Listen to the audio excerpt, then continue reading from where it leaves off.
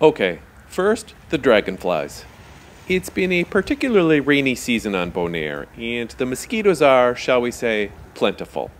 Hence, there's a lot of food for dragonflies. So kudos to them for helping keep things manageable for beachgoers. Second, we would never recommend entering the water wearing your fins. Still, this guy eventually ended up with a pretty good entry technique, rolling in as the incoming wave receded. The higher water level gives a bit more cushion to avoid hitting the bottom, and the retreating surge takes you right out. Nicely done, sir.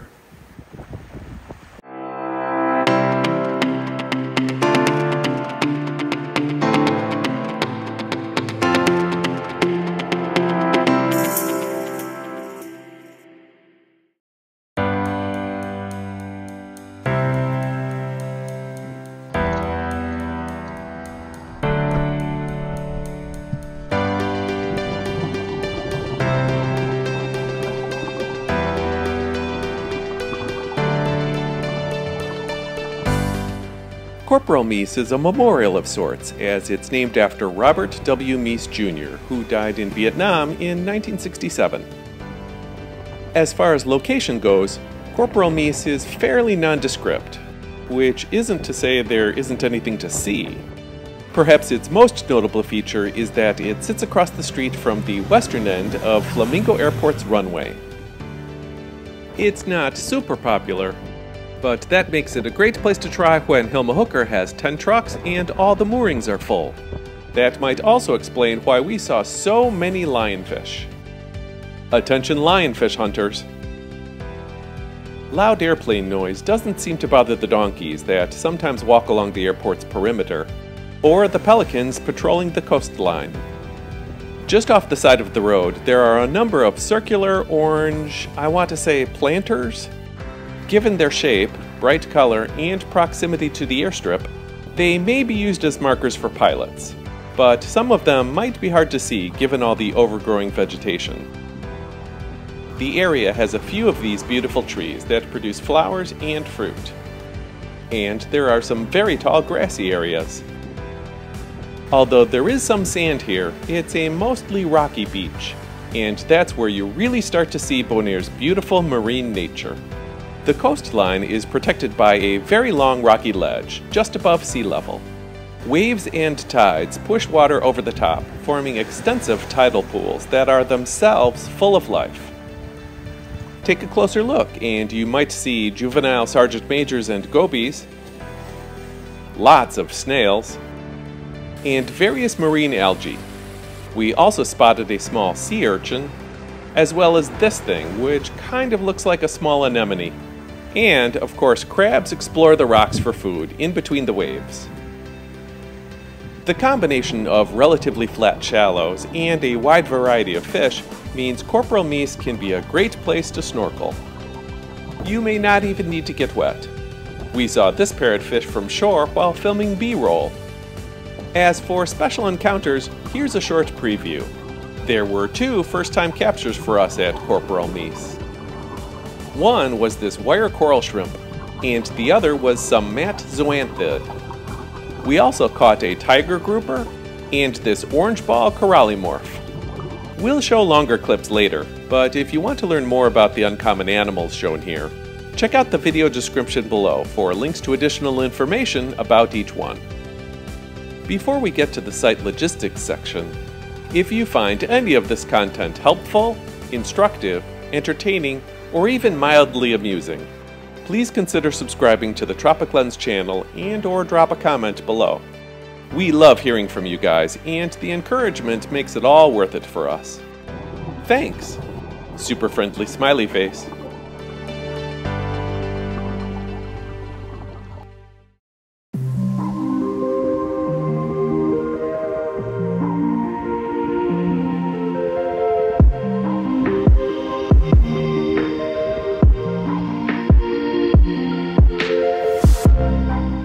Corporal Meiss is located about 1.5 miles south of Krylendijk's downtown area, on Bonaire's leeward coast.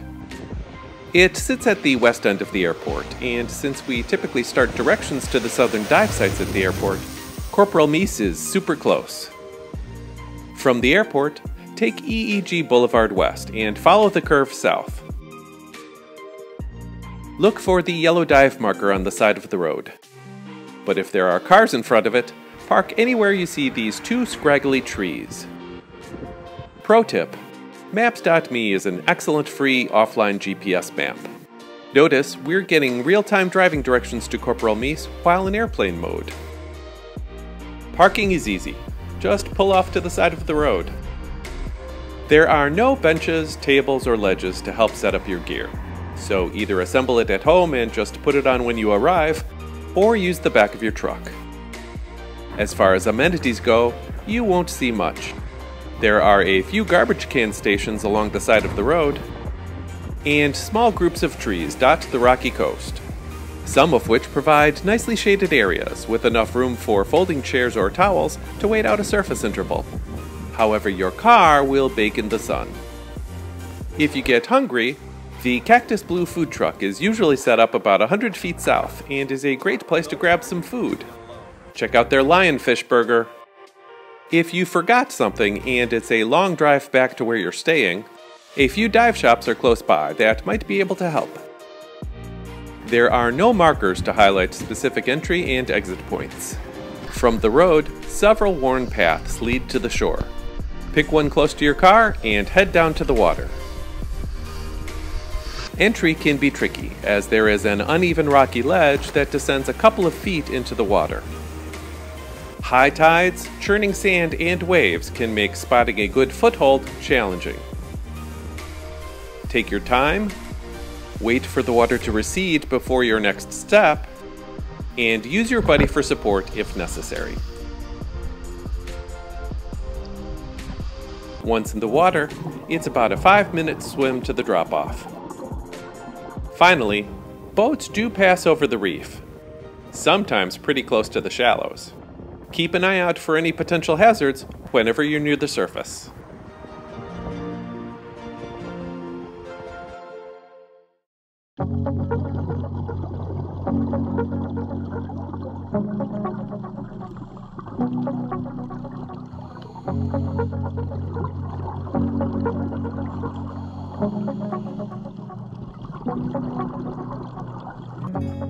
In general, the compass headings are 305 degrees northwest out to the reef and 125 degrees southeast to get back to shore. If you surface a bit early and need an onshore landmark, look for these two scraggly trees. They lie just to the north of the dive site marker. So if you spot those from water, heading in their direction should get you close to where you parked. There is no surface marker buoy like many other dive sites have, but whether you surface swim out to the reef or start your dive in the shallows, you should see this truncated mooring line anchored at about 15 feet just before the drop-off. It's a great underwater landmark for heading back to shore. The reef is a gentle slope that descends to 100 feet. Here's what it all looks like on the way down.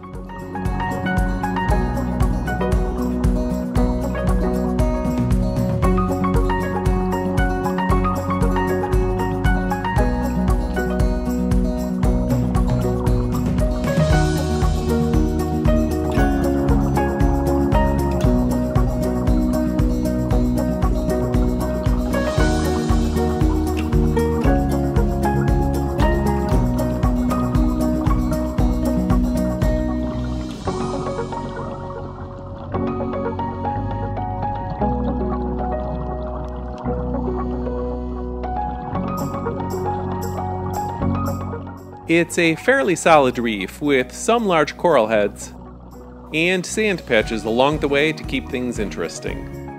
While there aren't any truly outstanding reef features, all that coral and sponge create a very healthy environment for fish. As evidence, there were a lot of schools.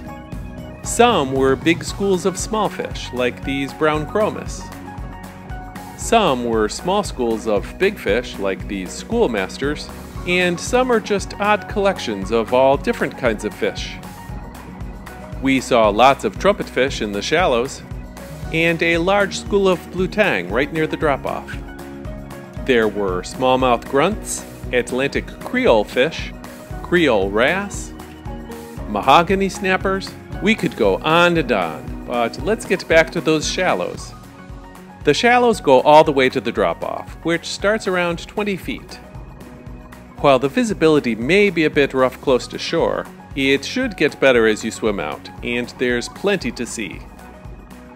There are huge patches of blade fire coral up and down the coastline, which give juveniles and smaller fish protection from the surge, and larger fish. You know what also might be holed up in there? An octopus. Finally, on every one of our dives, we saw sharp-tailed eels out hunting, along with the usual entourage of snapper, conies, jacks, and other fish, waiting for something to be flushed out of hiding. We're not saying they'll definitely be there, but we're not saying that either. We could follow those all day.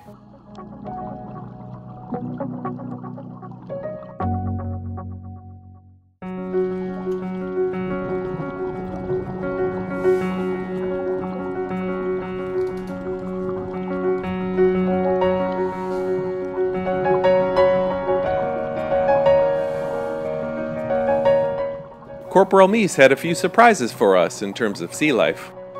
My dive buddy Keith spotted this wire coral shrimp, which was hard to capture, not only because it was quick and small, but the current made it difficult to stay in one place. Typically nocturnal, this Spanish lobster was up late and seemed to be looking for a place to sleep. However, we saw it again on a different dive, so perhaps it just likes to stay up late. In the slow battle category, this lobed star coral seems to be under attack by thousands of mat zoanthid. And we noticed a tiger grouper chilling out under a small ledge. There is a ton of life here. These are just a few examples of what you might see at Corporal Meiss.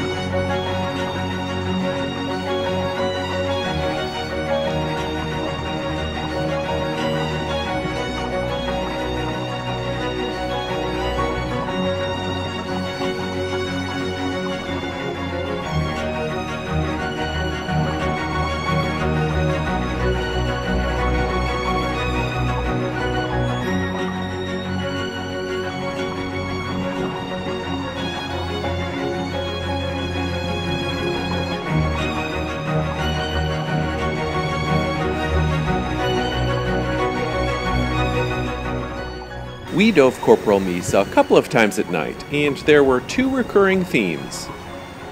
The first was sleep. We saw so many sleeping parrotfish. Seriously, it was like a college dorm. Some nestled in for protection, while the brave settled out in the open. Another theme was predators. We saw at least 10 lionfish, and even more bearded fireworms. Of course, tarpon were always close by. One of the highlights for me was this teardrop crab. They're so small, and if they didn't move, you might think they were just coral. The other highlight for me was definitely this orange ball corallimorph. The translucent tentacles with bright orange tips are truly beautiful. Oh, real quick, this is horrible footage due to the visibility in the shallows. But proof enough, we also saw a large squad of squid. To be sure, we saw lots of other cool sea life as well. Here's a short sample of what might catch your eye at Corporal Meiss after dark. Enjoy!